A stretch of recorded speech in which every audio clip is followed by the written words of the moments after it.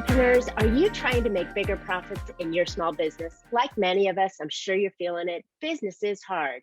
Now more than ever, you need to have a plan to help you not just survive, but thrive. I'm Marcia Reiner. I'm a profit and business strategist on a mission. I've helped tons of small business owners to establish and implement a tangible plan that guarantees sustainable profitability and guides your growth. I want to share some strategies that I've earned and learned with you on today's Profit with a Plan podcast. So I am super excited to have my new friend here with me, Mal McCallion. He is the founder and lead consultant for Growtion. Mal has spent 30 years in high growth organizations, becoming increasingly obsessed with the elements of business which make some small to mid-sized enterprises succeed where others fail. He was part of teams that launched Zoopla and Prime Location, and with the experience of growing these businesses to multi-million-dollar valuations. In 2015, he set up Growtion, which is there to help small to mid-sized entrepreneurs, small to mid-sized enterprises. This is a European thing. Small to mid-sized enterprises shortcut the issues that they typically face, using a base of activities around product, marketing, sales.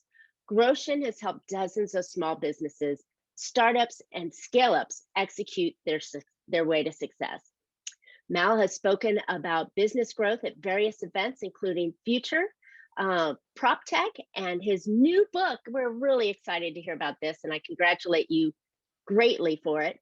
The Launch Handbook is due to be released sometime in April. Indeed. He presently, in the end of April.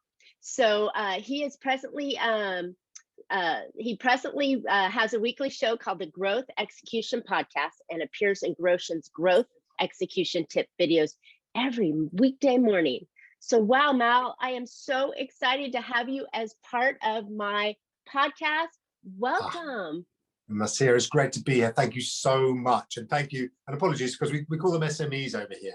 Small and medium enterprises. You call them small and medium businesses, don't you? Which makes far more sense. I don't know why we call them enterprises. Well, you call them enterprises, and enterprises are bigger things. And yeah, I just, it just slipped on my tongue. But you know what? If I don't blow it saying something on my own podcast, it wasn't a perfect podcast, because almost every time there's some hiccup that gets in the way. You need this realism, right? This is live, people. Absolutely, absolutely. So Mal, we hit it off greatly because we have so much in common.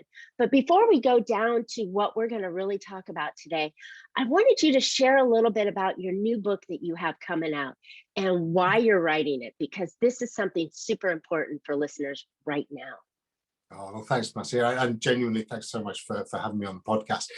So my kind of obsession, as you said in the intro, with growing businesses comes out of being lucky enough to be part of some great startups over here in the UK back in the day. So Zoopla is kind of like Zillow over where you guys are. And it was sold 3 years ago for 2.2 billion. And I was part of the startup team who helped to get it up off the ground. And just kind of being in that room where there's like 11 of you, and I was the first sales guy, right? So we were pre-revenue at this thing. There's 11 of you sitting around at a table and just kind of sitting there looking around going, how are we going to make this thing get big? And before that, I've been lucky enough to be in a business called primelocation.com, which we sold £48 million back in 2005. So I sat in these rooms with 6 people as it was Prime Location, 11 with a plus at Zoopla, and just kind of looked around and seen these people who were just so focused on making this work. And I became obsessed with what happened in these businesses versus what happened in other businesses where I had observed 6 people sitting around a table or fewer, and it not quite coming together. So what I have been building over these years is what you can see behind me if you're on the YouTube watch, but we'll share the links and stuff like that with you too, is this what I call the Growtion Formula. So Growtion, the name of the business is Growth Execution Squashed Together, portmanteau, Growtion. Squashed together, love it. keep it simple. And we've got this kind of periodic table behind, which has kind of 15 different elements split over product marketing sales. So the book came out of this desire that can I deliver something in a kind of really accessible format that new entrepreneurs or people who are at the kind of the smaller end of their enterprise or their business, and either just starting out or looking to kind of refashion, rebuild, relaunch certain aspects of their business. Can I write something that is going to help them to launch or relaunch? And so the book is called The Launch Handbook. As I say, it comes out in a couple of months' time. We were chatting before about your book, and congratulations on that. And you give me some great kind of tips about how to bring it all together. But yeah, it is absolutely intended that this becomes something that people can just dip in, dip out of, or they can read the whole thing. It's got 15 different chapters in it, all of them based on one of these elements. And the idea is that it is your accessible way to helping to relaunch your business successfully, gleaned from many years, too many years of business growth and helping people to grow their own businesses and being part of some pretty special and fun startups too. Wow. Well, I can't wait, because I love the concept and how there are specific pieces that are required to make a business, to start up to scaling. And scaling can be scaling from one person to two people, or scaling from 100,000 to 200,000, or $1 million to 5 million. There's so many different variations on it, but these elements are essential that goes in it. So why did I ask for the importance of this right now? Can you share that with me? Why is this book so important? Critical. Yes. Well, so we are coming out of, we hope, the pandemic. Vaccinations are starting, we currently over here in the UK, we're in the third of our lockdowns, but the Prime Minister actually today has gone out and said for our route out of it. So there are a lot of people, I believe, and again we've had the chat, that for whom this has been a life-altering event. Okay, and coming out of 2020, there is the certainties that we went into 2020 with have fallen away. So for many people, whether they've been furloughed, whether they've been made redundant, whether they're just looking around and have had their working life controlled by somebody else for the last year and have not been able to act as they might wish, starting a new business is a way of solving that challenge.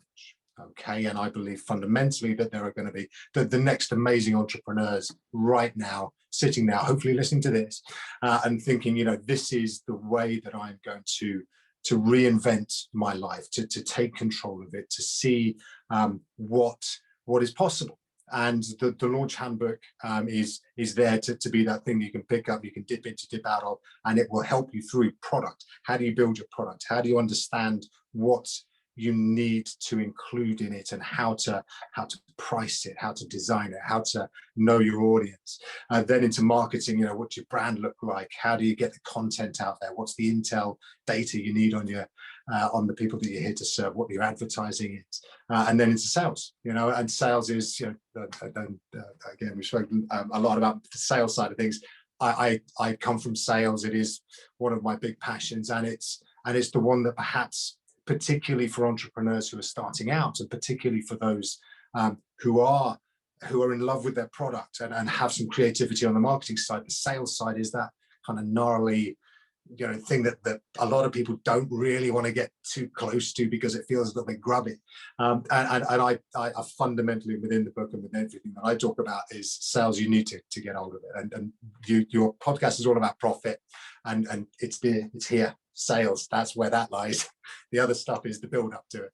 Yeah, but you know what? You've sent some really incredible pieces right there, because there are 3 key categories to getting your business in the position that it can be successful. And let's take a couple steps back and let's talk about the product, because that's the first section that you're dealing with. And product doesn't have to be a physical product. The product could be your service as well.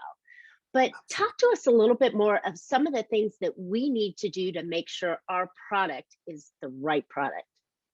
Brilliant. So yeah, you're absolutely right. Product is a kind of catch-all for services as well. Anything that you are exchanging value for cash for, essentially. So whatever you are building. And the most important thing about product is to understand why you're solving this problem. Okay, there needs to be a problem. Okay, otherwise nobody's going to buy it. So you've got to observe the problem, and you've got to have a real self-awareness about why you are bringing this solution to market, and what it means to you, and that then actually travels all the way through the marketing and through the sales indeed, because you start to, well, once you start to put that out there and articulate it and be very real about it and authentic, then you draw people to you. And whether that is team members, you know, who will go the extra distance for the cause, whether it is investors, whether it is customers, obviously, you know, people who share your commitment, your belief, your the mission to solve this problem.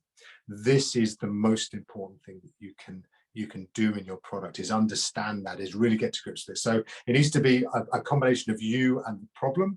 You need to really get a grip on those, and then you need to move into the kind of design phase. Now, what you probably have is a broad understanding of how you want to solve this problem. Okay, you'll go in with some kind of concept of that, but you need to be able to test it against the market. And there's a great book which I think for almost every founder must get or come to at some stage, which is called The Lean Startup by Eric Ries, R-E-E-S. It is just a phenomenal book of how to get what they call a minimum viable product out. Okay, so you need to get, as quickly as you possibly can, the minimum viable product out into the market, because what you need is feedback. The tragedy of many businesses are great entrepreneurs with wonderful ideas, sitting quietly in a corner, building something that looks amazing and is wonderful and solves this problem so impressively. But then when you go out to the market, you go, da-da, and nobody cares. And it's the worst, right? You know, because they've done all of this work, they've spent all this money and put so much heart into it. So you need to get this product market fit as quickly as you possibly can. And that means you need to take it out to the market. You need to actually showcase it, trial it, get some feedback. And then that is how you will learn how to make this problem, the solved problem, the real thing. It's about the why, it's not about the how. You know, I love it. I love it. It is, you know, one of the things that I found my clients forget is they maybe go to market too fast and they haven't figured out the true problem that their ideal customer really has.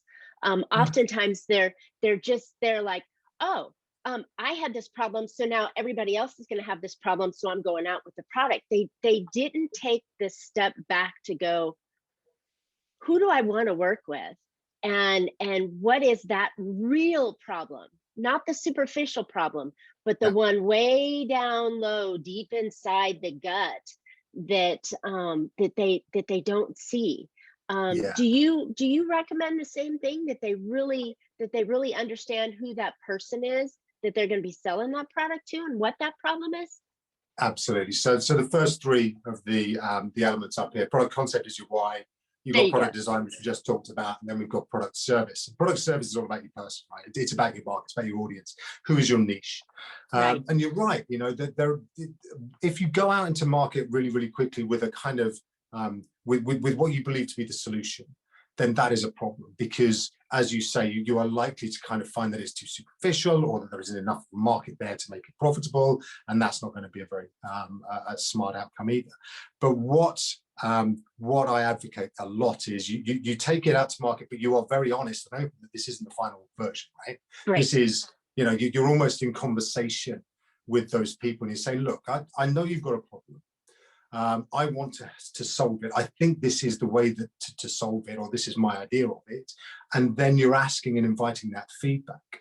And whilst you can't design the product exclusively around all of that feedback, because then you'll get so many different ideas, you have to take responsibility for this is your product, this is your business.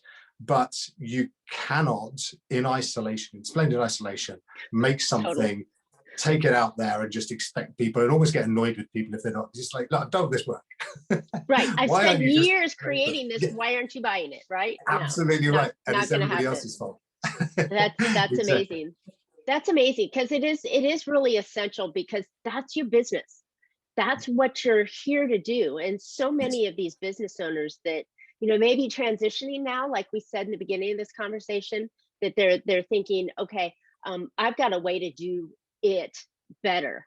And so I'm going to go out there and do it better. And they haven't taken that time to really go in and figure out what all the moving pieces are. But Yes. I agree, on the flip side of that, you know, lean startups, when you talked about it, you got to get out. You got to get Yeah. out and try things, or you're going to be stuck forever in that perfection building process. You know, someone said, I can't remember the word. It was something about, you know, the perfection is the killer to any kind of, you know, work The or whatever enemy it of was. better. I know I can't even say Yeah. the line, but So yeah, perfection is the enemy of better, or something like that, is it? that's it. Yeah. Yes. So I yeah, couldn't so agree get out more. there and try it. I love it. Yeah, So and you can spend so much time thinking about getting this perfect, and it never will be. And even then, if you get it so close and then you take it out, you know, it's that kind of, I often talk about, you have to hear that your baby's ugly, and it's really hard. You know, like you take it out into the world, you go, look how great this is, and everyone goes, oh dear, and it's really hard. yeah. But you've got to suck that up, because that is a key part of the journey, is actually being able to those are the listen. answers you want. You want someone to Yeah. tell you your baby's ugly and you need Yeah. to fix this piece here. And then Yeah. if you fix that piece, then the evolution and the innovation of your product and services is definitely a key part to it. So we talked about the product side, and there's so many moving parts in it, and it's so important for what you're doing. But once you feel like you've got it going, what's the next step? Yes, so marketing is the critical kind of the middle of the three. So you've got product marketing and then sales. And I often think about them as kind of, if you think about parts of the body, then the product's kind of the head, the marketing is your heart, and your sales is your hands. All right. So this is much more about the sort of emotional side of things. How do you connect with people? You can have the best product in the world, but if nobody knows about it, then it's just kind of going to sit there quietly and fall away. So marketing is all about. But kind of like my book. Yeah. So look, this is what we've got to do, right? With everything, all of our products and all of our services, and the connection with the audience is so critical. But what people respond to is this articulation, what we talked earlier on, is this why. So if you can be authentic, if you can be real, if you can make sure that through not just the product itself, but also through your marketing, what you are explaining consistently and coherently to your audience is, this is what we're here to do. We are here doing this because we want to solve your problems, because this is important, because your pain is important for us to help with. Then you're starting to really draw people together. And a lot of the sort of the 5 elements in marketing cover things like brand. So, you know, what by getting to your why, by understanding why it's solving the problem, the brand starts to come together as well, right? It just solves so many problems. So you can start to build a picture of what the brand should look like. You've then got the intel, which is all about the data. Where do your customers hang out? What are they doing? What are they thinking? What are they feeling? What are they afraid of? You know, what's getting right inside their mindset for that. Then content, marketing content is so important. Google is really, really useful on this, as it is on many things. And they've got these 3 numbers that Google always talk about, which is 11, 7, and 4. And these are the numbers within your marketing that you need to think about all the time. Okay, entrepreneurs and growth leaders out there. 11, 7, and 4. So 11, says Google, is the average number of times your brand needs to be seen or touched by somebody on average before they'll buy. Okay, so 11 times on average. And they've got to see it out in the world, they've got to touch it, they've got to feel it, they've got to experience it. But that's not enough. 7 is 7 hours. Okay, now this sounds like a phenomenal amount of time, right? But more and more now, people are not just accepting the face value of things. All right, there's so much more we can dive into online about it. So much more selling is done remotely. So people are doing their research. So you have to have available to your audience 7 hours plus on average of exposition about your brand, or you know, what it is that you're here to do, why you're doing it. All of that information needs to be out there. Okay, so that's 11 touches, 7 hours, and then the last one is 4, and that's 4 environment. So they've got to see you in 4 different types of communication environment. So video or meeting or telephone call or magazine article or podcast. These are the things that people need to hear. So, we're in a world now where everybody's hyper-connected, where you and I can talk from, thousands and thousands of miles away. Southern California to UK, right? To the UK, right? We're in Cambridge here. And it's fabulous. But what this does is it then puts pressure on people to try and understand whether you're real or not. And then, when you boil everything down, it's about trust. Okay, people will not buy things if they don't believe it's going to do what they want it to do. So all of this marketing content, all of those Google numbers 1174 are really, really important to making sure that you are connecting with your audience, convincing them, and they feel like they're going to get what they expect. Awesome. Okay, so we've marketed it. We've been out there 11 times. We've got 7 hours of content that explains what we're doing, and we're publishing in 4 environments. So we've got our product, we've got our marketing piece all lined up. How do we make the sale, right? Yeah. Oh, it's deal time. It's deal time. So this is it. I love this so much because, again, products and marketing on their own will drive you through some leads, and that's great, right? But in order to scale, and this is really where the important stuff comes in, and I know obviously from the profit perspective, this is absolutely right in your sweet spot. You need to be looking at how you can efficiently convert those leads that marketing has done so much hard work on. You've got your 7 hours out there, you've got your 4 environments, all your product stuff, you've done this beautiful, beautiful thing. If you are not working on the sales, if you do not have a sales process, if you're not looking for collaborators, people you can partner up with, if you don't have goals, if you don't know where you're going to go, and you and I, we share this passion for planning, you've got to know where you're going, right? The activity side of things, it's all very well doing the planning. Somebody's got to go and pick up the phone, somebody's got to do all that kind of activity, and then having an understanding of success. Okay, what does success look like, and what do you do when you hit it and then overshoot it? So you're not just sitting there going, that was great. So great, all of this, yeah, exactly. All right, so we've done it. Tick. What you need is this kind of constant kind of reinvention and reimagining of where your business needs to go. So, but the really, really critical one for SMEs, particularly small businesses, is around sales process. And I often say, when I start with sales process, I just see entrepreneurs just glaze over, just go sales and then process. Oh God, and it's just like, no, this is critical. It is about how do you move somebody through 4 stages. Okay, and the first of the stages is the identification stage. So by getting these people and knowing who they are, then you've got to get them to engagement. Okay, and this is where you have generally one sort of key activity. So you can do a number of different activities within each stage. But generally, I find in the engagement stage there is one particular activity that smashes all of the others in terms of conversions. Okay, now if you're a restaurant, it might be a tasting evening, it might be a test drive of your car, it could be an online demo of your system, it could be a free 20-minute consultation. One of these activities, once you've identified that customer, by pulling them through this activity, you are far, far, far more likely to get them to convert.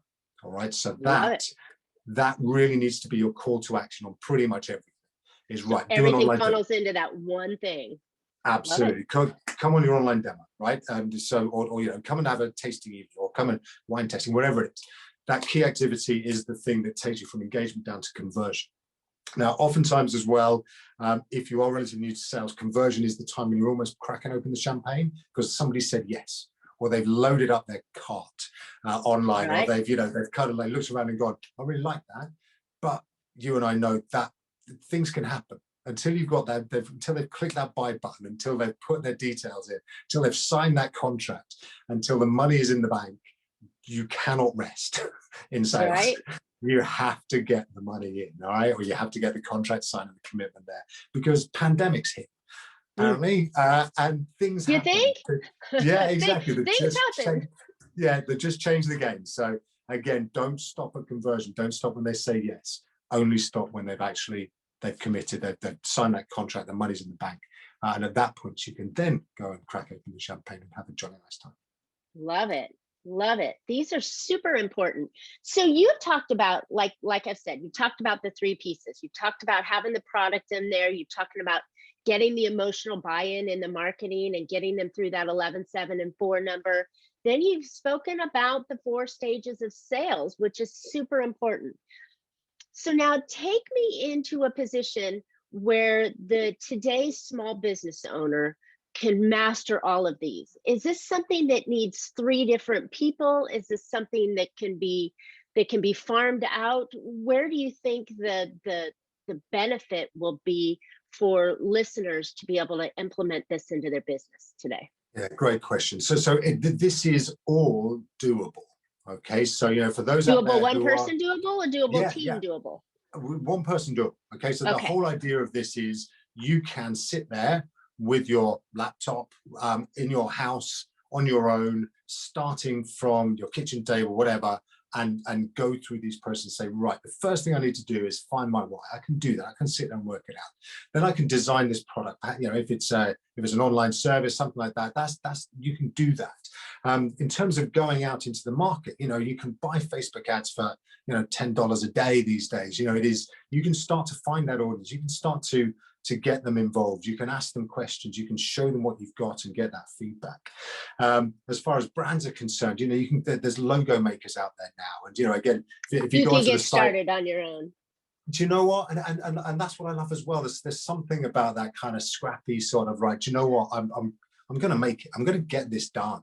And then yes, you can add in team members further down the line. But there's a reason why I really focus in on product marketing and sales, and not things like legal or financial or HR. Those are things that will come in time. All right. You don't necessarily have anybody from an accountancy perspective that's going to be needing to work until you've got a profit, right? Until you're making money. You're not going to have anybody to HR. You're not going to have that legal side to defend if you don't have a brand and a product and some intellectual property. So that makes total sense. And yes, you should try and do it all yourself until you get some dollars on the books. But then there's that panic that we spoke about. A lot of people either don't understand the marketing, the product side is pretty much coming from their heart, and they can start to develop that. But then there's that sales side. Look, I'm just uncomfortable. I don't like picking up the phone. I don't like hearing no. I don't want to door knock. I don't want to network. There's always, a dozen or more excuses as to why they don't want to do the sales part.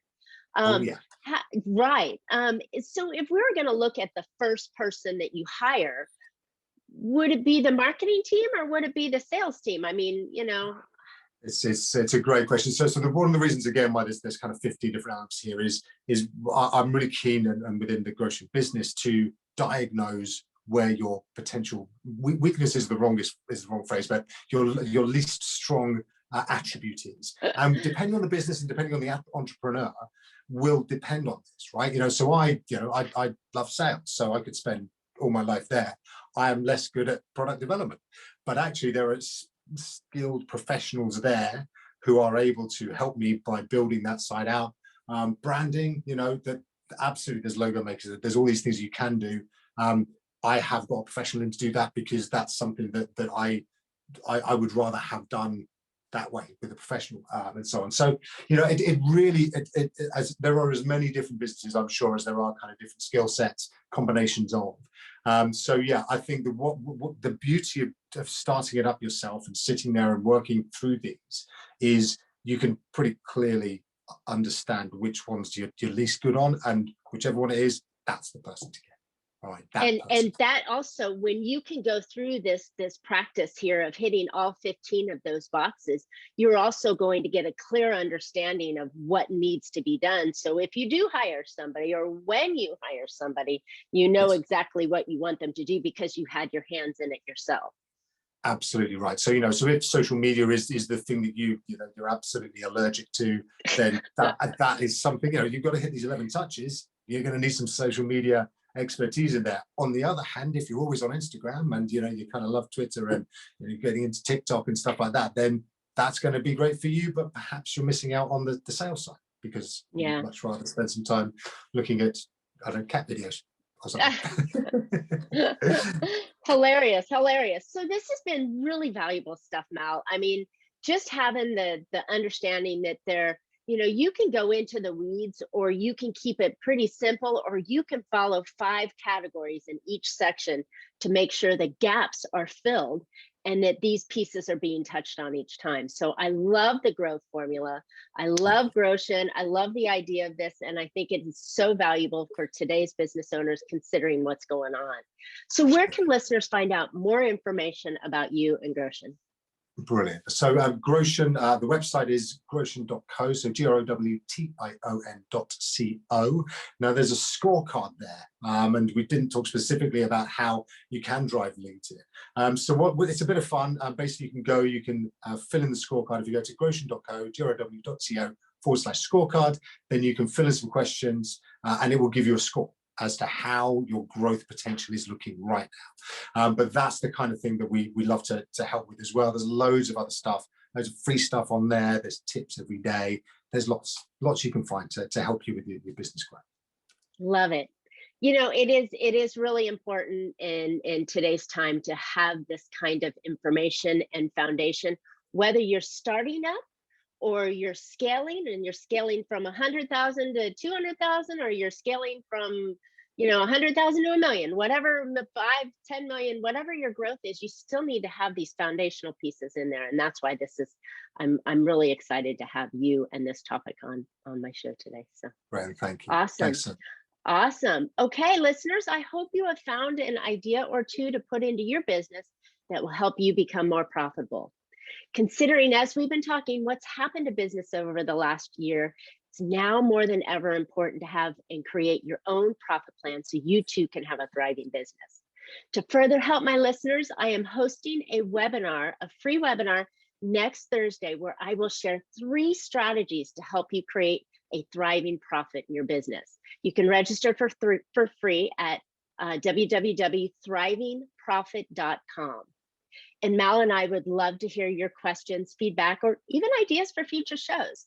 Please subscribe and comment on today's podcast, so that way we know you're here and we can answer any of your questions.